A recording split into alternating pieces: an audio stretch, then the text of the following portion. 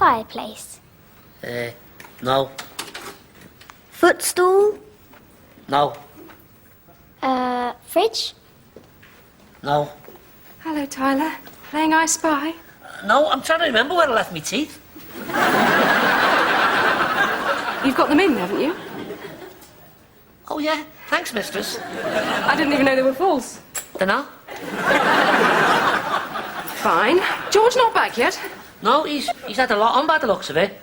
It's been an extraordinary day for Thermoman, who has already plugged 4 volcanoes, refrozen the polar ice caps and mended the San Andreas fault. None of those work, I suppose. Now, have you been well behaved? Yes, I have. I was talking to the children, actually, Tyler. Oh, they think I've been well behaved as well. In fact, I even got them a new pet to get over the sad loss of Ludwig the stick insect. Tyler, we do not need a new pet. It's only a fish. Oh, I suppose a fish is all right. A jellyfish. Highly toxic. I thought it could protect the flat. What, from plankton?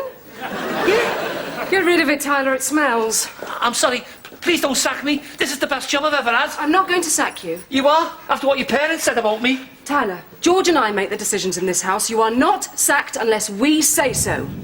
Tyler, you're sacked. What? Yeah, I finished as a superhero for a while, so now I can stay at home and educate the children myself. Yes, master. You see, I can teach them things you can't. Cold fusion, quantum mechanics, joined-up writing. Right. George, I don't want them learning those things now. I want them to be normal. And you can't just give up being a superhero. I didn't give up. I just did it all in one go. Everyone on Earth is completely safe for at least the next 2 months. That's ridiculous. It's true, Mummy. I've looked into the future and I can only see one humanitarian catastrophe. What? The new Westlife single. Even I can't prevent that. What about those nuclear weapons that were stolen last week?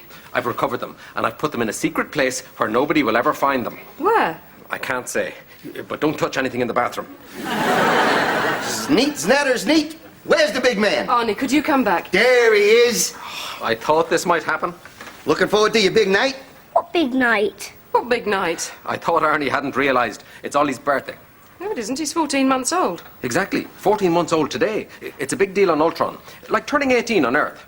There's a taxi waiting for us downstairs. We're going for a few beers and a curry, then it's on to the casino. Not with my son, it isn't. If you want cheap thrills, you've got Mrs. Raven. Go on, Mum. No way! Arnie, get out of here. Well, I'll lose my deposit on the lap dancers.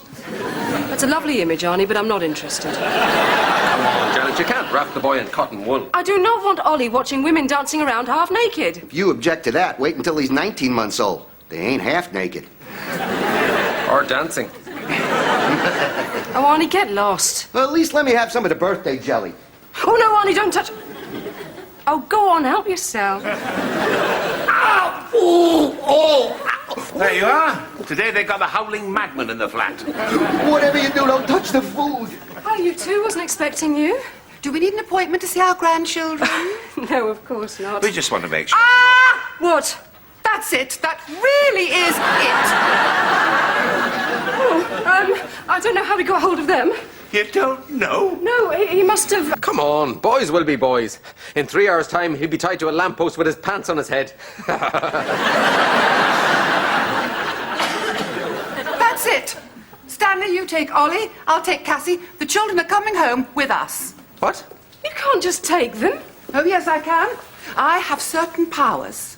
Mum, you're a trainee magistrate. You haven't got any powers. Well, then perhaps we should ring social services and see what they think about a 14-month-old baby smoking cigars, drinking alcohol and being bought pornographic videos. Not to mention there appears to be a dead jellyfish on the dining room table.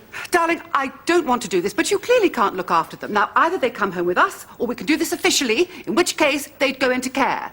Oh, I suppose you'd better... Just for a day or two, Petal. Till you sort yourself out.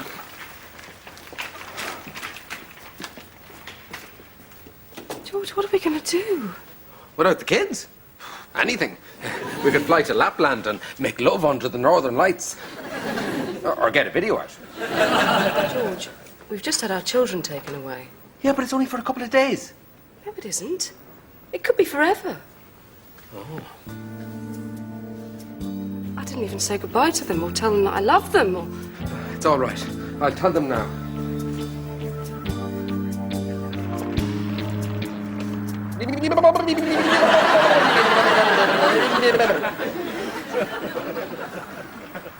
George, that isn't helping our case. No.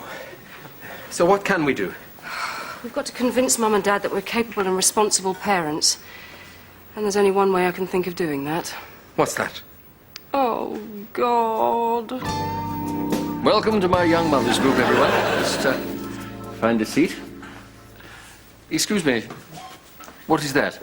It's my daughter. Could you leave it outside, please? Oh, I could leave her with my husband. Husband? The poster clearly states this is a single mothers group. I presume the rest of you are single? I've got a boyfriend. Well, how serious is it? Piers, can we just get started? Oh, I suppose so. Right. Who's got a question to start us off? I have. Since you're such an expert on childcare, how many children have you got? Well, none.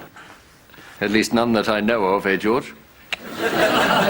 But like everyone except Mrs. Raven, I was once a child myself. And I know that children need strong father figures. So your first priority as lovely single mothers must be to find a man. A man with money, a good job, and an air of authority. Cup of tea, please, Mrs. Raven. Bug off.